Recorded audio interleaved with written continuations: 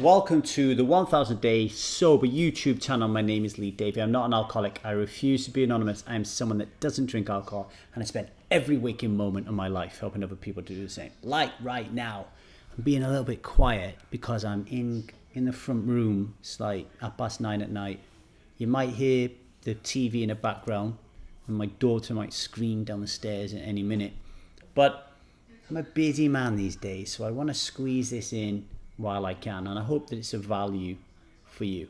So this is about value and context. It came from a post that Kim, one of our most majestic strivers, posted on the Strive forum. I'm just going to read her post out. The title is called Musings on Value, and just to give you some context, Kim went something like close on half a year, maybe a little bit more, without drinking, and then she went through a bit of a tough time through the coronavirus lockdown, suffered from a little bit of overwhelm through that, had a drink, and then got a little bit of the case of the faggots, had another drink, and then all of a sudden resistance started to get hold, and she started to really question everything that she'd learned at 1000 Days Sober, particularly around value. So she kept getting her knickers in a twist, saying, but alcohol, I know that alcohol doesn't have value, but it must have value because I keep drinking it. What is going on, right? And then she has since revowed and said that she's going to go 200 days without having a drink, which will beat her personal best record. And then on from there to 1000 Days Sober and beyond, I hope. So this is what she wrote, okay?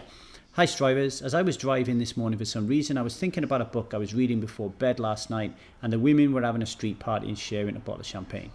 The value I still find in alcohol was doing my head in until quite recently, before I revowed. I'm processing it, and I think as time goes by, things are starting to come together. At this moment in time, I believe that the effect of relaxation, a feeling of happiness and contentment, feels real after 2 flutes of champagne. It's a real feeling. I can't dispute it. But the kicker is that these feelings come from a trick, a fake source.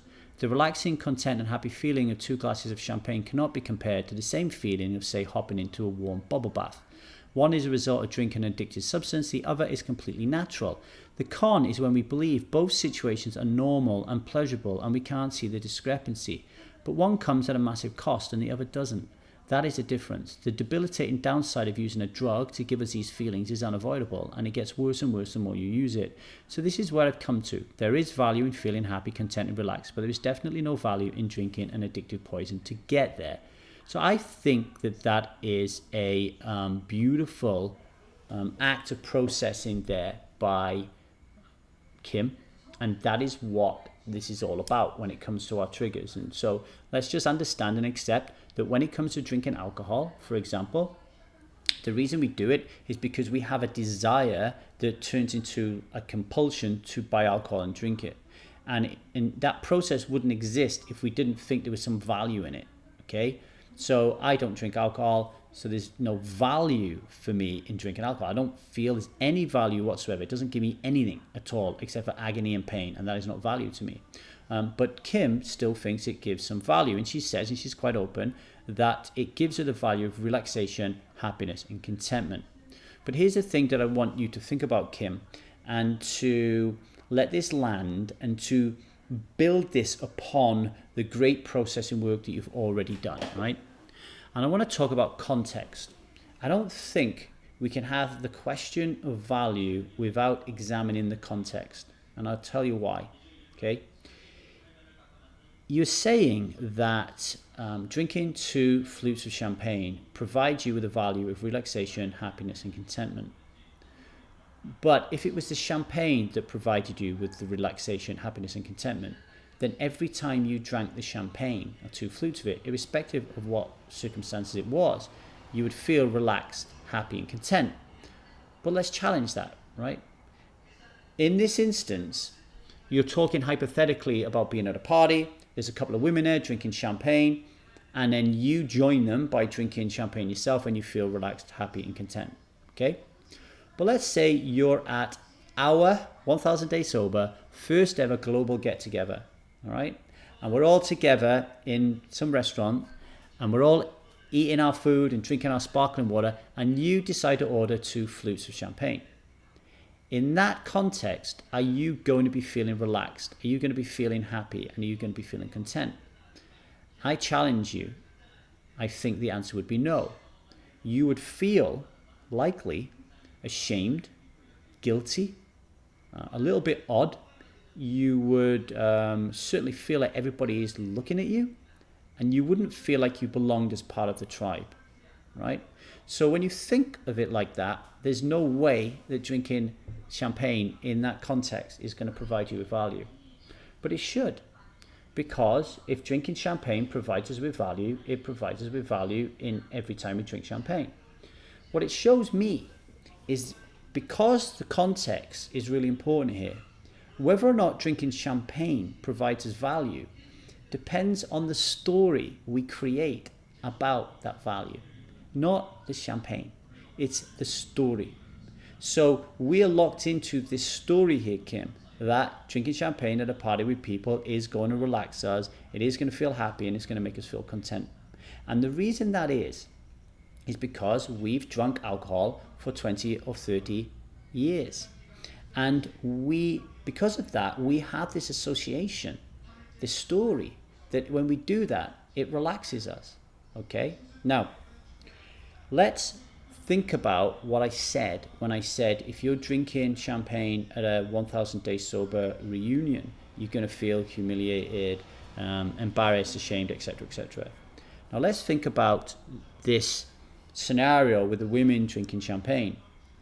I'm assuming here, but it's very likely, and you can tell me if I'm wrong, that when you are there at that party, the reason you're drinking champagne is not to relax and have this feeling of happiness and contentment. It's because you are avoiding feeling happy, relaxed, and content. Now, bear with me here, right? People, when they're in a social experience, okay, when it comes to connection, we rarely connect through joy and happiness. We're more likely to connect on a deep level through pain and suffering, okay? So if you came to a Strive party, for example, we'd have a laugh and all that. But the deepest connection you'll have with me is not me telling all the jokes. It is you confiding in me everything that is going on in your life that is important to you. How you feel about your relationship with your husband, how you feel about meaning and purpose, how you feel about your decision to drink alcohol and your struggles with it, how you feel as a parent, how you feel during the pandemic, how you feel about your issues on race. You will want to talk about those things with me. And while you're talking to them, we will have a deep connection, but we will also have a lot of fun and a lot of laughter and a lot of joy. Anybody who comes on one of my 1,000 Day Sober online support group meetings will tell you we cry our eyes out laughing whilst we're talking about deep, melancholic, sad, crazy shit. All right? It's the joy and the happiness and the connection comes from that pain and suffering. It doesn't manifest itself on its own. It comes through that pain and suffering, right? That connection.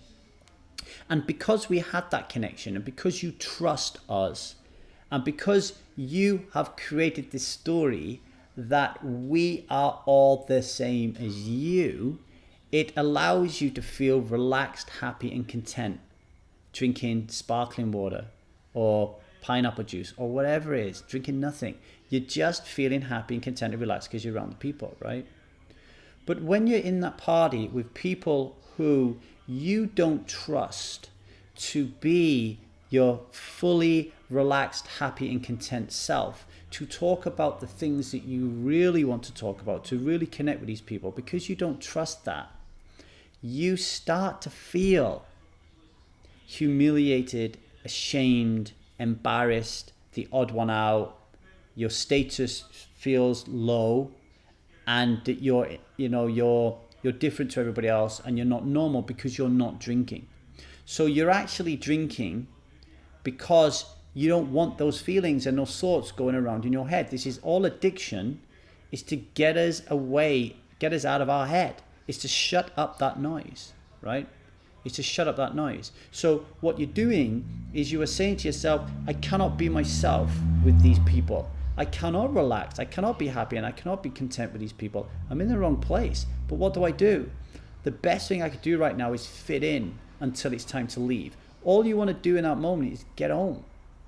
You don't want to be there at the party with these people.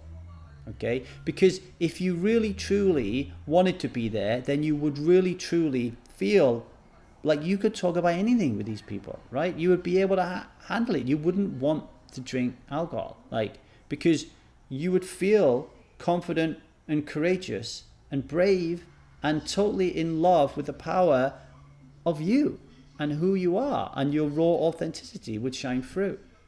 But here's the thing, right, that I really want you to think about. If you think that people at 1000 Days Sober are all like you, or a vast majority of us are all like you, think about this, and the people at the party are not. Everybody is like you. 7.5 billion people are like you. All right, minus the kids whose neocortex haven't fully formed yet. But even Zia, now at 3.5 years of age, you can see how she is feeling. I don't want to do cartwheels because I don't want to make a mistake, and I don't want people to think that there's something wrong with me.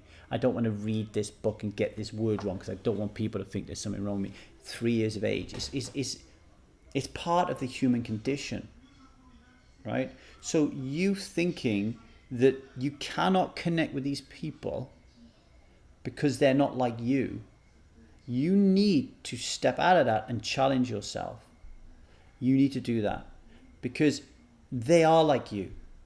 And by revealing your true self and by being vulnerable and talking about the stuff you want to talk about, you're inviting them and making them feel secure that they can do the same. And boy, oh boy, oh boy, are people on this planet desperate to talk about the things that are pissing them off, desperate to feel truly connected.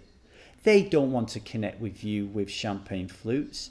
They're drinking the champagne for the same reason as you, to avoid the relaxation, happiness, and contentment that is going to make them feel vulnerable, right? If you drink alcohol, champagne at a party, all that's going to happen is you're going to become more detached from people. So you could argue that it's valuable because it is detaching you and disconnecting you from people. But I know that you don't want that. You want to be connected to people. You want to be connected to yourself. Ergo, there is no value in drinking alcohol because it is disconnecting you from people. And I want you to look at that from a long-term lens. Okay? So every time you think to yourself, I want to drink alcohol, I want you to ask why. Why do I want to drink? What is the real reason? And very often you will not be able to see it because it will be a blind spot, because it's an addiction. And resistance doesn't want you to see it.